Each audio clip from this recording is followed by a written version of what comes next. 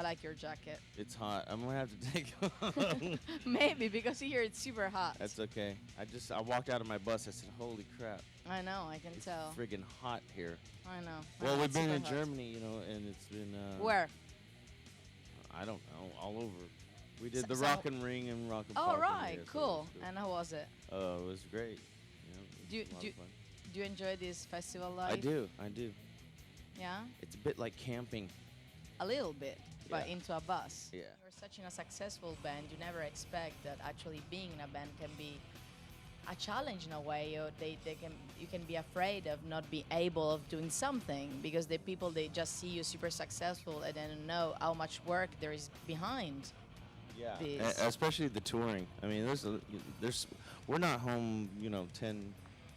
10 months. I mean, we're home 2 months a year. Wow. That's what it averages. And for the last maybe 3 months, when we're home, we're recording, but we're still working. We may be home, but it's not like every day is we're in paradise. We're in the studio and we're working very hard, 12 hours a day, for months. Wow. So, and then after that, it follows by the tour to promote, and so it's hard work. I think the people, and it's Yeah, I know. behind these lights, and you know what it's Exactly. like. I perfectly know what it's like. Yeah. So I saw you playing in a show I was presenting last year for MTV, and you came and you did this full set, and it was very very nice.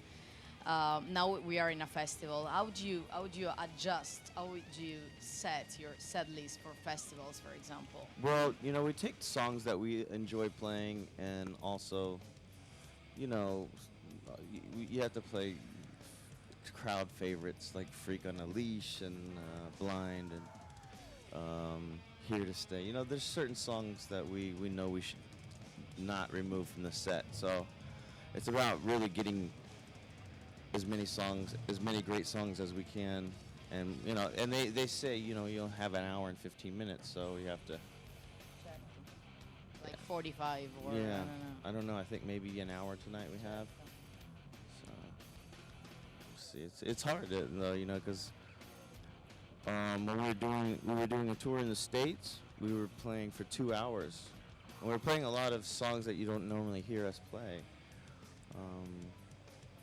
But for festivals, there's so many great bands, so it's a win-win thing for the fans. But do you get the chance of seeing other bands, or actually still that just getting there and then play and then go away? Or Last night I had a chance to check out Pharrell. all right, at Yeah. Rock am Ring. Yep, and also Okay. another band called Dredge. Okay. They were really good. So it's So it was cool.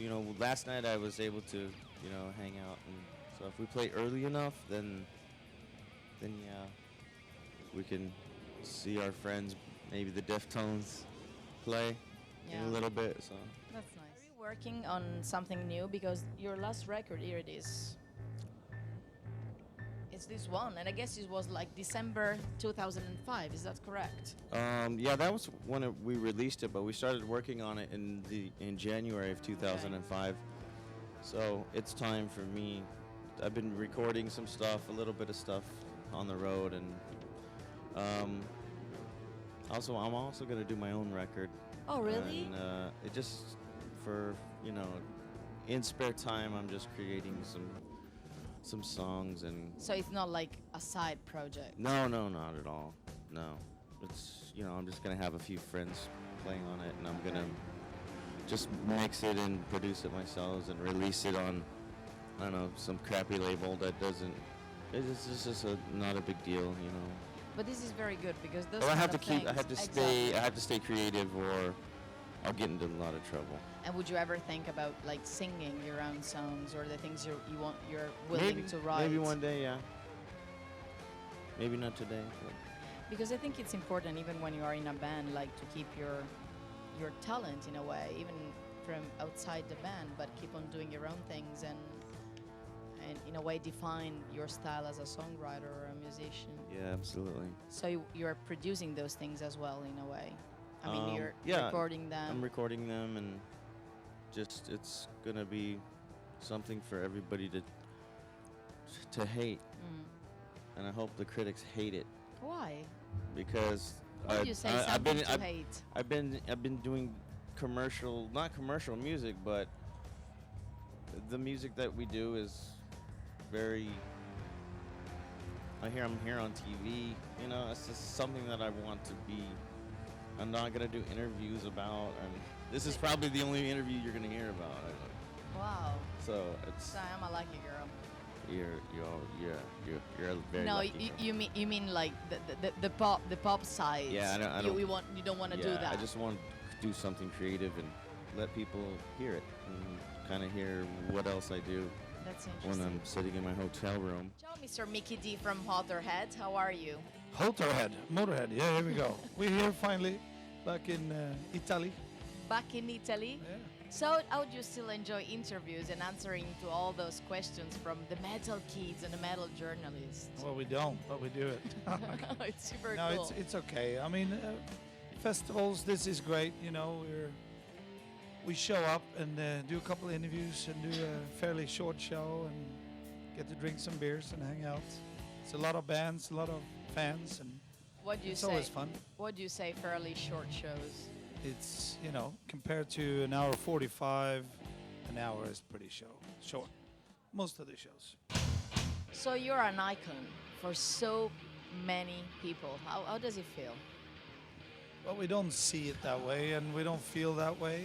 It's great that we can still contribute Yeah. and do our thing, which is, of course, it's great. You know, that people appreciate our new albums and definitely come into our shows. You know, and but we don't walk around thinking about it. There's a lot of great old bands out there.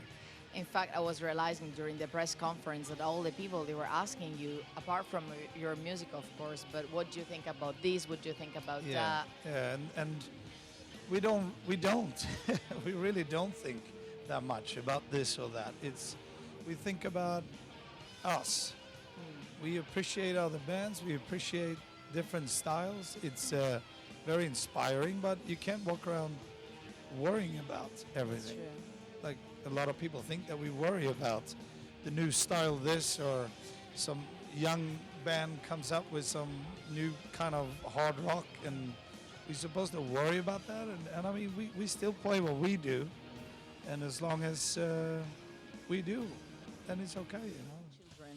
Yeah, 2 boys. And if you would explain to them what the metal scene is, what would you say? I don't have to. They hanging about once in a. Yeah, the big one, Max. He's 10 years old. He's been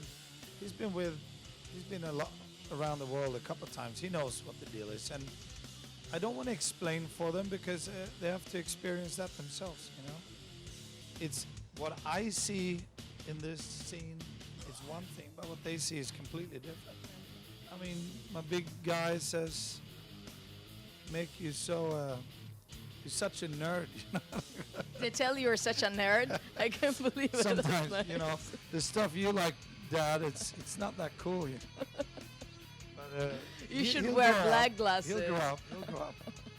And But do they it's play? important for them to learn their own Yeah, to deal. Yeah. experience themselves. And do they play any instrument or?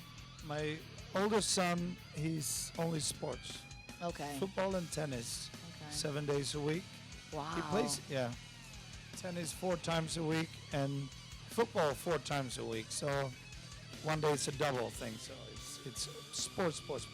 And the little guy, I think, he's Marcus. He's 4, and he's playing drums and guitar and piano. He likes to play an instrument all the time. That's nice. So I think he might be the musician. If you weren't a rock star, what would you have done in your life? I'll be. I was also just sports my whole life. I played drums since I was 5 years old, but I also probably be a hockey player